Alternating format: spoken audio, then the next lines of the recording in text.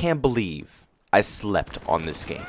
Battalion 1944 is probably one of the best FPS games I have played in the longest time. I mean, seriously, this game is fun. Just imagine if Call of Duty 4 and CSGO had a baby, and they called it Battalion 1944. That's exactly what this game is in a nutshell.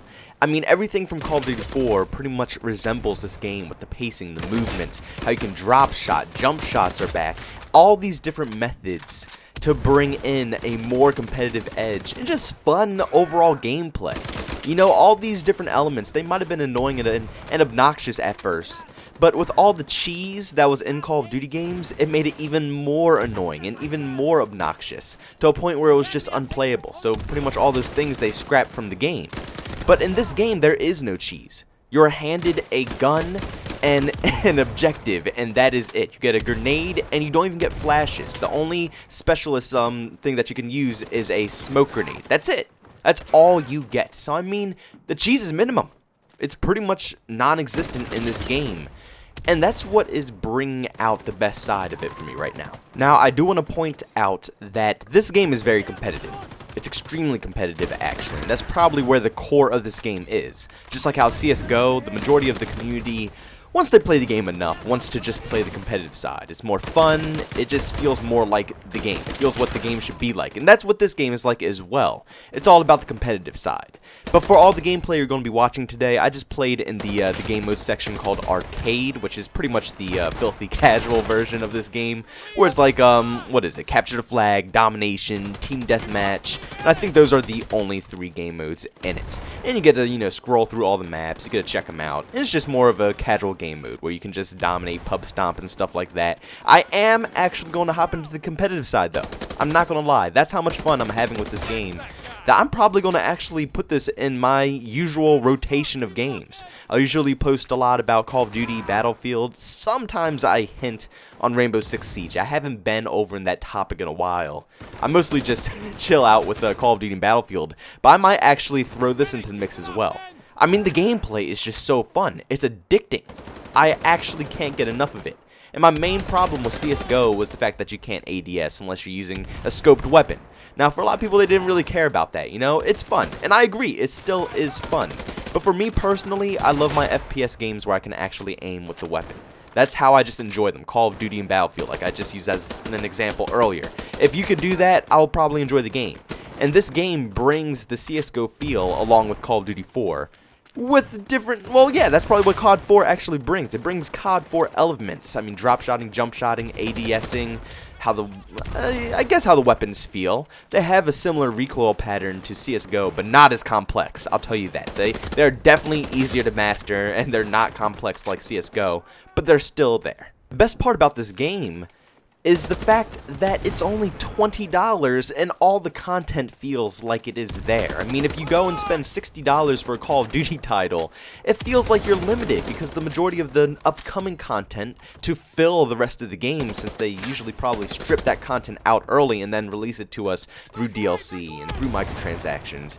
And it's so hard to get those microtransactions. I mean, people are spending hundreds and hundreds of dollars just to get some of these cool different weapons so we can have something different to play with. But this game on the $20 mark feels like it fits perfectly. It absolutely fits. The content is there. The gameplay is there. It's smooth. It works. And you don't need some high-end beastly PC to run this title. It's just naturally a good game.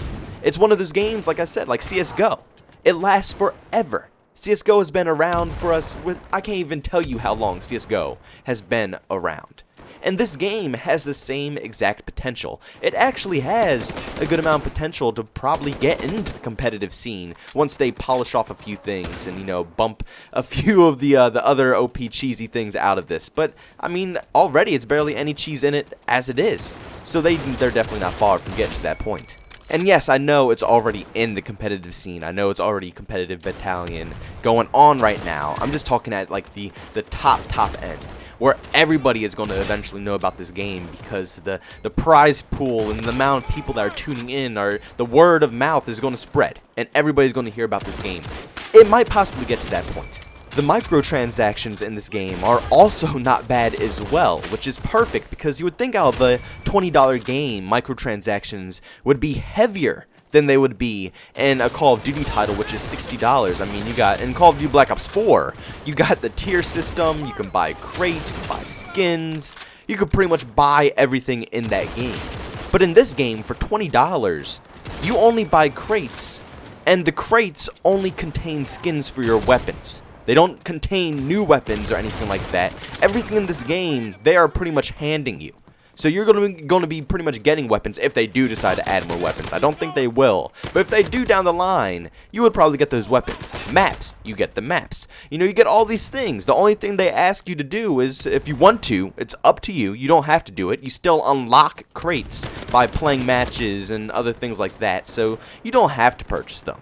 But it's your option to purchase them and to support the game a little bit more if you want to.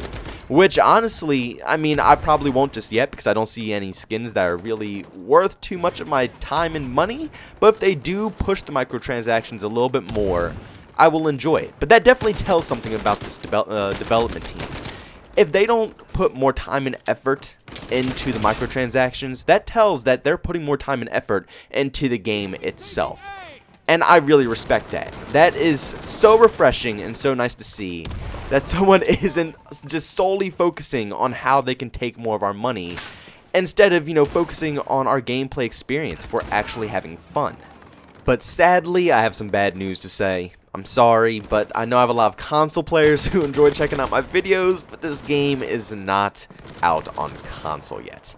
This is a PC exclusive that you can purchase on the Steam store. But they are talking about it coming to console, and as you see by the gameplay, it doesn't look far off. It honestly looks like it could be a console game right now. I could easily see this game running on console with zero issues. I just think they're trying to perfect it before they reach that market. As you know, a lot of these startup games and new fresh titles, they like to hit the PC community first because I guess we're not really that judgmental. I feel like the bigger gaming audience is on console. I mean, if you went from a Call of Duty game on PC, it's like 5 people online at night, and if you hop on console at night, it's like 500. You know, it's a huge difference between PC and console. So I guess they're trying to expose it to the PC community first. We test it out, we play it, we perfect it, and then they're going to eventually port it onto the consoles, and then you guys can finally play it as well. But that is a move that must happen, because this game could really mess with the Call of Duty franchise, especially if Modern Warfare flops. If that game flops, this game could really take off. They would be making bank. They would be rich. They could retire off of all the money they would make from this game if they put it over to console and Modern Warfare flopped, because this game is what Call of Duty should be feeling like. This game has the speed, the feels of the weapons, you know, the play style, everything is there. It feels perfect. It's literally my dream come true. I'm definitely playing this game for a very long time now. It's added in the rotation. I've already been playing it daily. I enjoy it so much. The only thing that I hope this development team takes for Battalion 1944 is they do not take the same path that Islands of 9 took. Islands of 9 just completely stopped thinking about their player base. They stopped thinking about growing it and increasing the players that come into the game. They didn't make it free to play to start off with, and the game definitely needed to be free to play. It was still errors everywhere and things that need to be fixed. They should have made it free to play, man. I don't know why they were charging money for that game. But it had so much potential in the gameplay. It was there. It was such a great game. And that's what I see in this game right here. Except it is worth the $20, unlike Islands of 9. This game is worth the $20.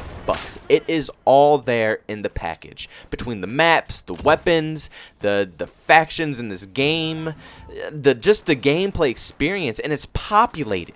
I mean, this is probably the most populated game on PC right now if I'm only talking about Call of Duty and maybe Battlefield as well. Not all the other games. I don't know if any other games are more populated, but between those FPS titles, this is more populated than both of those combined. And they also throw in bots into the gameplay as well, so just in case you get a little bored or nobody's online, you can still play the game. You're not forced to not play it, you know what I'm saying? I'm definitely not hinting at Call of Duty having bots. I mean, Call of Duty is a completely different game. You get score streaks. Could you imagine score streaks implemented while you could just mow down easy bots running around?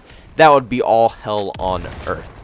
But this game, score streaks are not there, kill streaks are not there. It's literally just you and your gun. So I don't care about bots. It's not going to give anybody really an advantage. You could just pretty much kill as much as you want, and whoever kills the most wins, or whoever captures the most wins. But no overpowered streaks are going to come in and start sweeping teams. So as long as they don't take the path of Islands of 9 and just focus solely on microtransactions, and they continue to try to push the player base for this game, and push how the game actually feels, and fixing issues, and trying to get this game out to as many people as they can instead of focusing on trying to sell as much as they can, then I see some very good things for this game in the future. But if you guys enjoyed today's video, make sure you hit that like button. If you hate it, make sure you dislike it. And as always, if you just enjoyed what you saw today, you can always subscribe to my channel, hit the bell notification button. Helps you get notified on all my recent uploads. And if you just want to chat with me, I'm always on Twitter, @JbowenDaMan. And if you want to catch me streaming, I'm on Twitch, @JbowenDaMan as well. Thank you guys for checking out this video, and I'll see you guys in the next one.